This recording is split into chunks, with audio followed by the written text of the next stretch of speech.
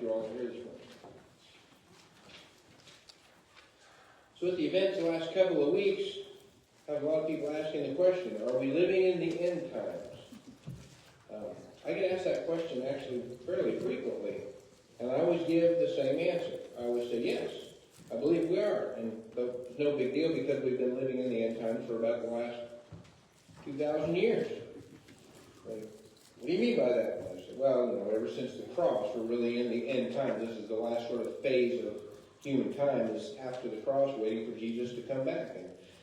But what they usually mean is the things that are surrounding the end of the world and the second coming of Christ. And I was looking this week, knowing I was going to be preaching about Revelation this morning, and I looked, and just for a quick scan of my bookshelf, I've got about 15 books on the rapture, the end times, the tribulation, the Gospel of Matthew, Revelation, all of these kinds of things that talk about the end of the world. And each one of those books has a slightly different flavor. So there's really no way to come to any kind of consensus. So if you came here to get all of your questions answered about Revelation today, I'm sorry to disappoint you. But in this series, what we're doing is we're trying to focus on the big idea. And the big idea of Revelation is actually pretty easy to determine. God wins. All right, let's go and have lunch. No. That's it. I know lunch is coming, and I'm going to try really, really hard not to go overly long with this. The smell starts to get to me too. My stomach starts to grumble. But Revelation ultimately is referring to Satan's ancient war that he's been waging against humanity really since Genesis chapter 3, ever since the fall. Revelation chapter 12 is what we're going to be focusing on this morning. Chapter 12 of Revelation is really the story of man's redemption in miniature. So it's sort of a condensed version. A preaching friend of mine named Wayne Berger had a series of studies where he was talking about his favorite chapters of the Bible, and he said Revelation 12 was his favorite chapter in all of the Bible.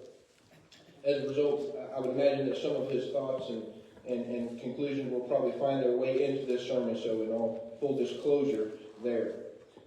But Revelation is one of the places in the Bible. I'm behind on my slides again. There you go. Everybody got that? Look good? Like it? All right. So there's never a place that is more necessary to focus on the big picture than Revelation, because it's so easy to get lost in the details. Numbers in Revelation are very important. They're symbolic. They're significant. The images that we see, the visions, are significant. They are symbolic. Well, symbolic of what? Well, then you start plugging in things. Again, I'm not going to answer all the questions you might have today about Revelation. I'm going to give you what I believe is most likely going on. And you can take that for what it is worth. But it's very easy to get lost in the details of Revelation. We start talking about, the dragon and the 10 horns that are on the dragon. The horns are representing people. Who are they representing? Oh, this one is talking about Adolf Hitler or Saddam Hussein or somebody yet to come, or we don't know, the Antichrist. Who is the Antichrist? And all of these questions. When it talks about a third of the stars being thrown down from heaven, well, what was that? What's the significance of that? And when exactly did that happen? We don't have definite answers for all of these questions. But again, the most important thing to keep in mind is God wins.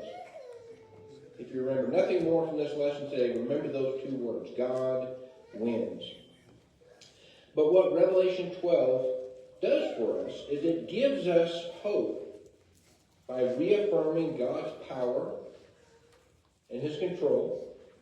And it also shows Satan's powerlessness and his utter defeat. And we also have a warning that the battle will continue even after the war is won. So it just lets us know what we're in for. So let's begin to dive into Revelation chapter 12 here. Turn with me, if you haven't, to Revelation chapter 12. And we'll begin with the first stage of this war, which is regarding a woman who's mentioned here.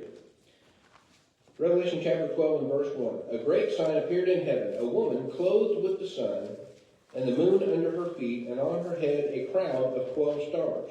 And she was with child, and she cried out, being in labor, in pain, to give birth. So who is the woman here? The woman, I'm going to suggest to you, is representative of God's chosen people. And in all times and ages, that can be different reference. It can be talking about in Abraham. Abraham was the man who God chose as the father of the nation of Israel that would come later. So we would have, maybe the people of Abraham and his descendants first, to whom the covenant and the promise was made. And then we have God making a covenant with Israel after he brought them out of Egyptian bondage in Exodus. And then we see in the New Testament that God has made a new covenant with the church. That is the group of the body of baptized believers. That is the church. So you see the 12 is very significant there. 12 tribes of Israel, 12 apostles of Jesus Christ. Don't want to take that any further, but it's there. She has a crown of 12 stars. So this seems to be representing God's chosen people. And she is pregnant. She has a child. We see that Israel, essentially, is pregnant with the Redeemer, the Messiah, the Savior, who would come. God has used this imagery before. Flip briefly over to the Old Testament in Micah with me for a moment. Look in Micah chapter 4. Micah chapter 4.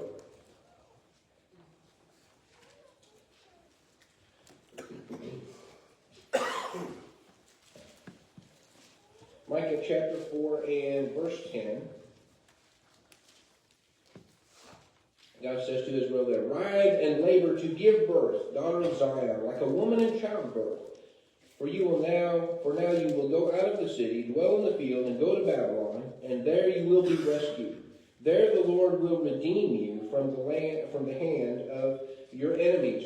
So God is speaking to Israel here through the prophet Micah, and they have sinned, they have rebelled against God repeatedly, and he's going to send them into captivity into Babylon. Babylon's going to come in, they're going to destroy the temple, they're going to take everybody back to Babylon, and they were going to be enslaved for 70 years.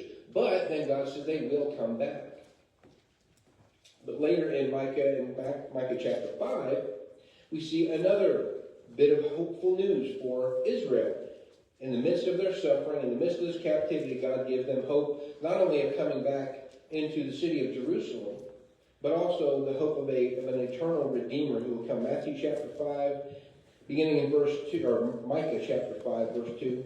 "But as for you, Bethlehem, Ephrathah, too little to be among the clans of Judah, from you one will go forth for me to be a ruler in Israel. His goings forth are from long ago, from the days of eternity. Therefore he will give them up until the time when she who is in labor has borne a child. Then the remainder of his brethren will return to the sons of Israel." Without getting too deep into that prophecy, that is talking about a Messiah that would come and that he would be born in Bethlehem. This is what the wise men were talking to King Herod about when he was consulting them about the star that they had seen in the east. And there was a king that is going to be born, and this is the prophecy that said that king, that Messiah, would be born in Bethlehem. And we know that Jesus was born in Bethlehem. So Israel is going to go to Babylon like a woman who is in birth pangs, but they will be redeemed by God. They will come back, and this Redeemer will come out of Bethlehem. It will be Jesus. So Jesus was a Jew. He was born of the nation of Israel. He has come out of Israel, as it were. So that's the imagery of her being pregnant. She gives birth to him. Jesus lived and died under the old covenant as a Jew. Now, when we look to God's covenant people, we see that as Israel. But now in the new covenant, we see that as the church. In Romans chapter 9, Paul talks there about Abraham and his descendants. He's trying to get the idea to those who are taking pride in the fact that they were descended from Israel. While there were Christians who had come from a Jewish background, and they've said, well, we're better Christians than the regular Christians because we were Jews first. We're the true children of Abraham, and now we have moved into that new covenant. Well, the rest of the Christians are sort of Johnny-come-latelys and second-hand citizens of the kingdom. And Paul is saying, oh, no.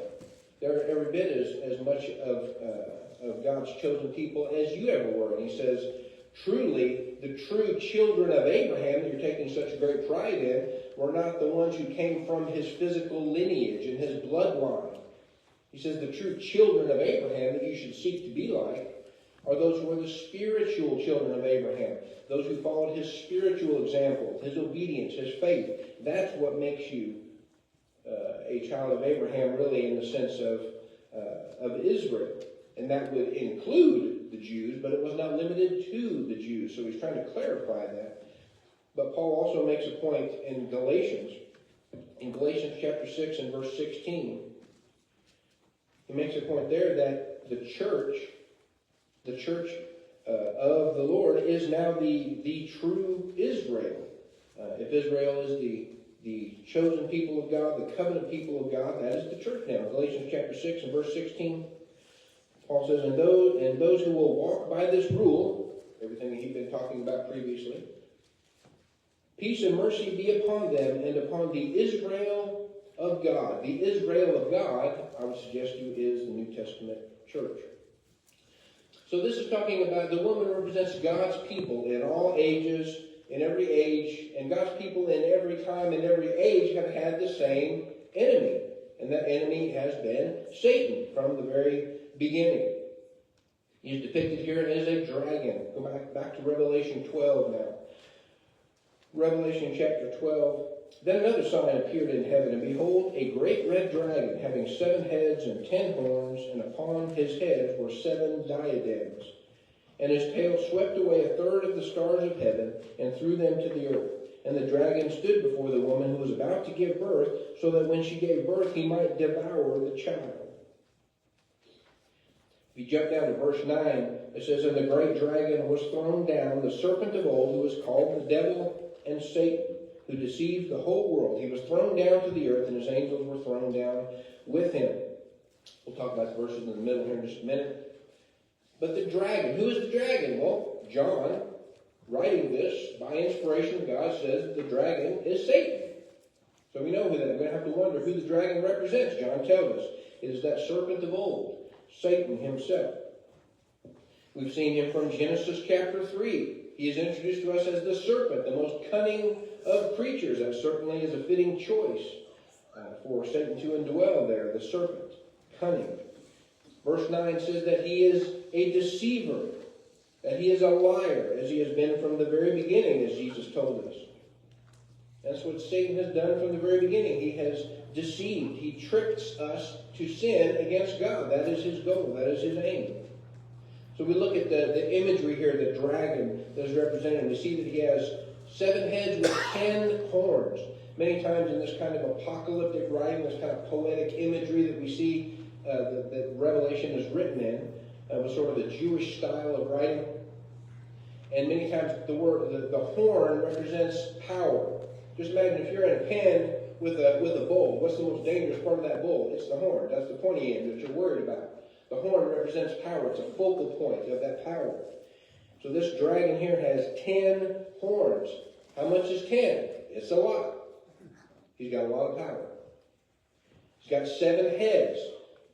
Heads represent authority, the crowns that are on the heads.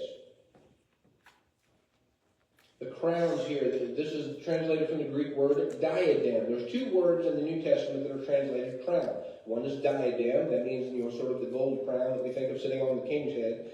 Another word that is translated crown is the word Stephanos. That is the laurel crown. That was the green sprigs that the Olympians would win when they won their event. That was the victor's crown. We use medals today. But the laurel crown, that is the Stephanos. So here it's diadem. So the 7 heads wear 7 crowns, representing authority, earthly authority. Jesus calls Satan the ruler of this world, not the ruler of all, but the ruler of this world, of the earth. And that is a sad fact. So we see here that he does have worldly authority, but he never has victory. He only has what power God allows him to. We see the very same thing in the book of Job, as we see the sufferings of Job, that Satan is able to do things to Job. Always remember, Satan is the bad guy of Job. It's not God. God wasn't being cruel. It was Satan doing all those things to Job. But he only did what God allowed him to do in that limited sense. So Satan is not all-powerful. He does not have all authority, but he does have a lot of authority. We need to recognize that. And he's been engaged in this ancient war against man. It began again back in Genesis chapter 3. Convincing the woman to sin, convincing her husband to sin, getting us all into the mess that we're in now. But God recognized that conflict back then, and we have the first good news of the gospel is in Genesis chapter 3 and verse 15. That's when that struggle begins. God tells Satan that the seed of the woman whom you deceived is going to crush your head one of these days. Satan has a head crushing coming for the punishment of what he did back in the garden. He got man to sin, so he won for a short time, but he's got a head crushing that is coming. So the dragon here, he doesn't want this child, this seed of Eve, this descendant of Eve to be born. So he's trying to prevent this child from being born. You see that the woman Israel is there in labor, about to give birth, and the dragon is sort of just waiting right there to grab that baby as soon as it's born and devour it. But he fails. Satan has tried through all human history to attack this seed line. I'm not saying that Satan knew the whole plan of God, not even a little bit. But he's constantly warring against women or against humanity. He remembers this promise from God about this head crushing that is coming. He's trying to find the descendants and deceive them and destroy them. We see it very quickly in Genesis chapter 6, when we see that man is beginning to turn more sinfully. Satan went after the descendants of Seth, Adam and Eve, their third son. And we see that very quickly, that man is turning sinfully, and it says that only wicked thoughts continually were in him. So Satan's been active very, very successfully here. God is going to bring the flood upon all humanity because his thoughts were only wicked continually, the scriptures tell us. Well, who put those thoughts there? Satan did. That's his aim. And he almost succeeded. We get humanity bottlenecked down to 8 people. Noah, his wife, his 3 sons, and their 3 daughters. That's it. All of humanity, 8 people. But God preserved them. We see in Genesis chapter 15, God makes the promise to Abraham that he's going to have a son. He makes a promise to Sarah. You're going to bear a son in your old age. She doesn't see how this can happen. God had shut Sarah's womb, and he said, you're going to have a child. So he promised her a child, but it hadn't happened yet. They get impatient. Sarah has this bright idea. Satan tempts her by saying, take your maid. Have your maid go have a child with Abraham. That's how you get a son through her. And she said, yeah, maybe that'll work. We know that didn't work out very well at all. We know all the problems over in the Middle East that we're having at a fever pitch right now are in large part due to the war between the sons of Ishmael and Isaac. So Satan has been successful to a certain degree. He's been busy. We see that after they come out of Egyptian captivity, they've gone to Mount Sinai. They're making a covenant with God, but Moses is up on the mountain and he's taking too long, and they get impatient. So they tell Aaron, his brother, we don't know what happened to Moses. We think God has abandoned us. We need a God to worship. Make us a God. Aaron takes the gold. He fashions a golden calf. Moses comes down. Well, God tells him to go down. He says, your people have sinned greatly. Go down. They've defiled themselves. Sees what they've done, and God says, you know what, Moses? I'm going to wipe these people out. They're beyond redemption. I'm going to wipe them all out, and I'll start all over with a new batch of people that are worthy of you to lead. And Moses pleads and begs with God, please do not destroy this people. It will be a sign against your name. It will bring shame upon you. Please forgive this people for what they've done. Moses intercedes for them, and God spares them. But he got close. They were almost destroyed. 1 Samuel chapter 18. We see that King Saul tries several times to kill David. David is the ancestor of Jesus, the Messiah. If David dies before he has kids, there's no Messiah. Saul throws a spear at him a couple of times, hunts him relentlessly for several years, but God delivers him. In 2 Kings chapter 11, an evil queen of Judah named Athaliah kills all of the royal seed line, except for one little baby, Joash. One of the servants hid him away. One Again, the seed line gets down to 1. Satan keeps trying. He keeps getting close, but he never fixes it. We see again in the book of Esther how the wicked man named Haman plots to kill all of the Jews. Wipe them out. That plot is foiled. God preserves his people, preserves the seed line of Christ. And we see in Matthew chapter 2 where Herod tries to kill the baby Jesus. We see, you get the image again of that dragon waiting for the child to be born to devour. Herod hears that the new king has been born. The King of Kings, the Messiah, is coming. He doesn't want that king to be born, so he goes and has all of the little baby boys under 2 years of age killed in the city of Bethlehem, trying to kill Jesus, but he's already gone. Satan sought to destroy him before he was even born, but now that he's been born, well, now he's got to deal with him. Back to Revelation chapter 12 and verse 5. She gave birth to a son, a male child who was to rule all the nations with a rod of iron. And her child was caught up to God and to his throne. Then the woman fled into the wilderness, where she had a place prepared by God, so that there she would be nourished for 1,260 days. What do the days mean? We'll talk about that another time. It means a period of time that God has established. But the child has been born.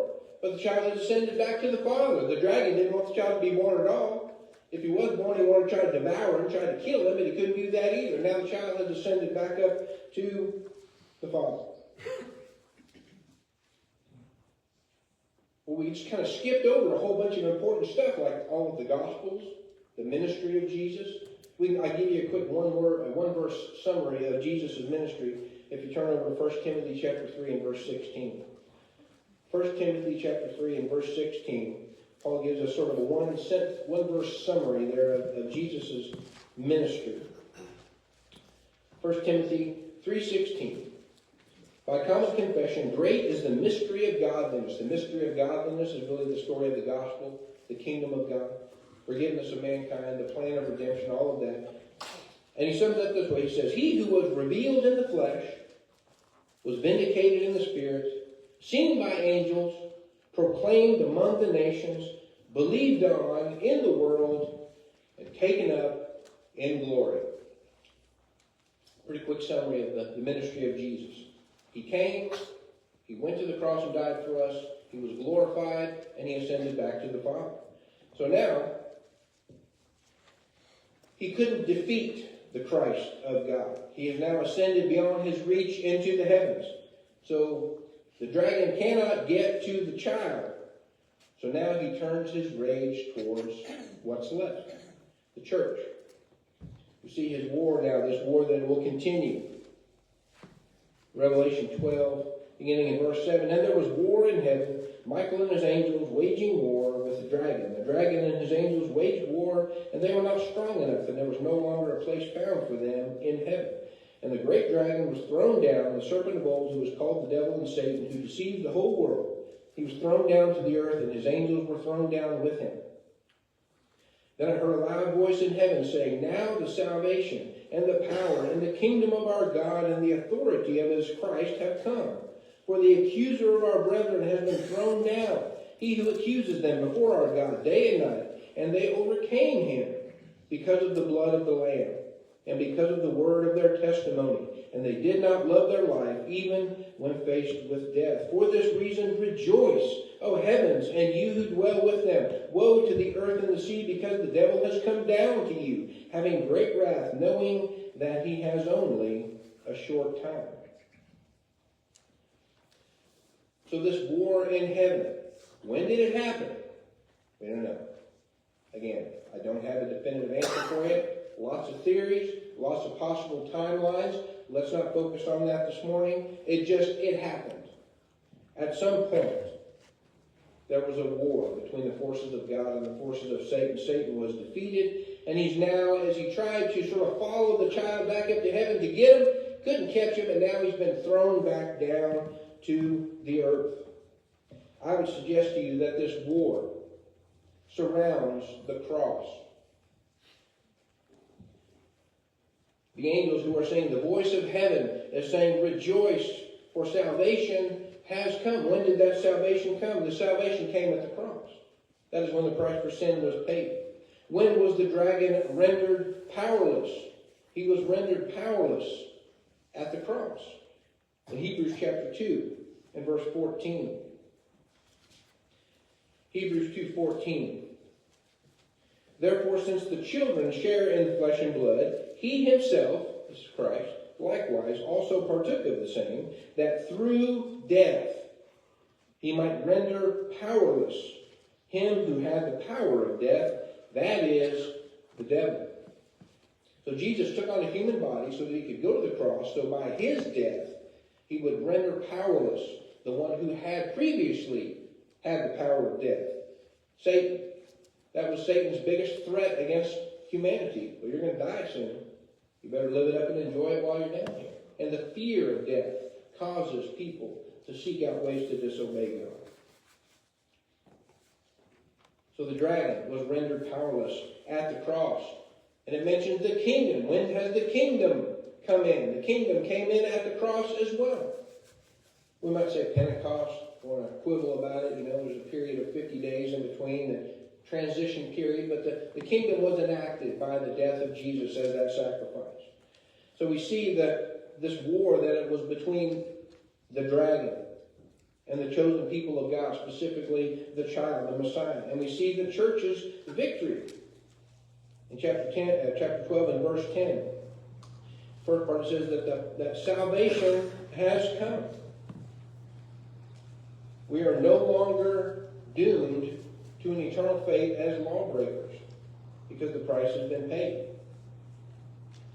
The church experienced victory because we, through Christ, have overcome Satan. We have overcome him by the blood of the Lamb that was shed at the cross. They overcame Satan by the word of their testimony, through the preaching of the gospel, through their confession of Christ. We could look at lots of ways that figures in. And they claimed victory because they did not love their lives more than heaven. We have our priorities right. We're seeking that eternal home, not just a place down here.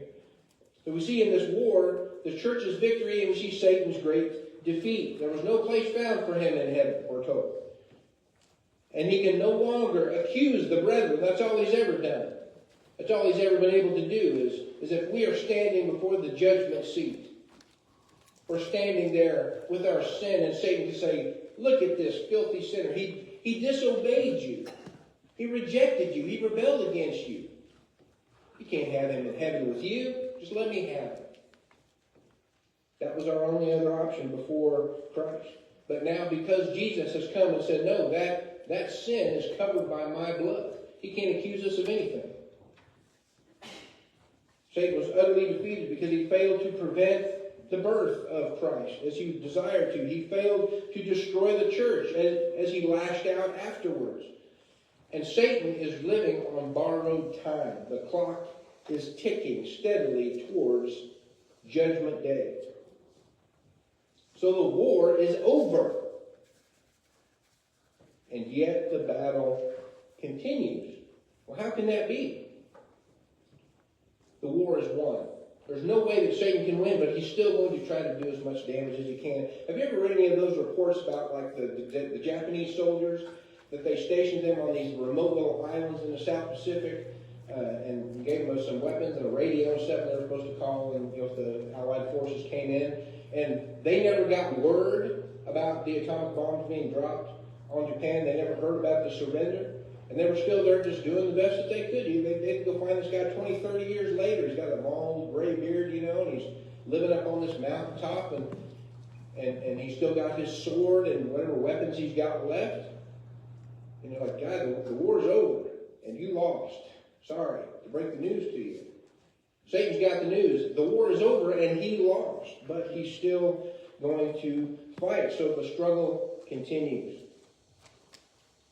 The struggle continues. Satan is still fighting. He knows the time is short, but he's not going down alone. In verse 12, for this reason rejoice, O heavens, and you who dwell in them. Woe to the earth and sea, because the devil has come down to you having great wrath, knowing that he has only a short time. And when the dragon saw that he was thrown down to the earth, he persecuted the woman who gave birth to the male child. But the two wings of the great eagle were given to the woman, so that she could fly into the wilderness, to her place, and she was nourished for a time, and times, and half a time, from the presence of the serpent. And the serpent poured out water, like a river out of his mouth, after the woman, so that he might cause her to be swept away with the flood. But the earth helped the woman, and the earth opened its mouth and drank up the river which the dragon poured out of his mouth. So the dragon was enraged with the woman, and went off to make war with the rest of her children, who keep the commandments of God and hold to the testimony of Jesus Christ. The church is the children of the woman. Satan still fights. He knows he's defeated. He's just causing trouble with the time that he has left. He's just a loser, flailing about, taking as many people with him as he can. And the battle that he continues is a hopeless battle. He can't ever win. He can't ever defeat Christ. But he still wants to fight. The woman, who's again representing Israel, representing the church, the people of God, is protected from his destruction. We're still going to suffer. But again, no ultimate defeat. He can't destroy the church as a whole. So all he's got left is he can pick off some stragglers. That's what Peter says in 1 Peter chapter 5 and verse 8. The devil, your adversary, roams about like a roaring lion, seeking whom he may devour. He'll get a few here and there. He's like a rabid dog that's on a chain. He's been defeated. And he's deadly. But he's avoidable. That dog on the chain, if you get close enough, he'll tear you up. But if you stay away from him, he can't hurt you. The only power that he has left is the power that we voluntarily give him over us when we choose to give in to our pleasures. He knows our weak points. He's a brilliant tactician, but he can't ever win. Satan is defeated, and he's going down. Don't be taken with him. So this is just one of the many messages that we find in the book of Revelation. Now, much of the book of Revelation, when you read through it, it conjures up these terrifying images of death and destruction and horror. But the overriding message of Revelation is that God's people have the victory. The message is Satan does his worst and Jesus still wins.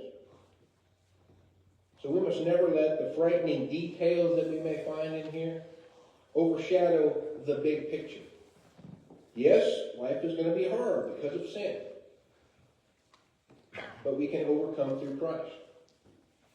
In Revelation, when Jesus recites the 7 letters to the churches of Asia, in those letters, there are wonderful promises that are given to those who will overcome. To the one who overcomes will be given all of these many gifts to be in the paradise of God. You'll be given a crown of life. Now this crown is the Stephanos. It is the crown of victory. The crown of life that is given to the one who endures to the end. You will have a new name confessed in heaven. Your name written in the book of life. Read through those letters and see all the blessings that are given to those who overcome. A seat with Christ at the heavenly banquet table. Very fitting song that you picked, Reggie, for our invitation song. All things are ready. Come to the feast. So when you read Revelation, please just remember 2 words. We win. Victory comes through Christ. And it belongs to all who will follow him and obey his commands. If you have not obeyed the gospel, if you have not become the Israel of God, the church of God, the body of the saints, if you need to have your sins forgiven so that you can take part in this eternal victory as well, please make that need known to us today as we stand and as we sing. Won't you come?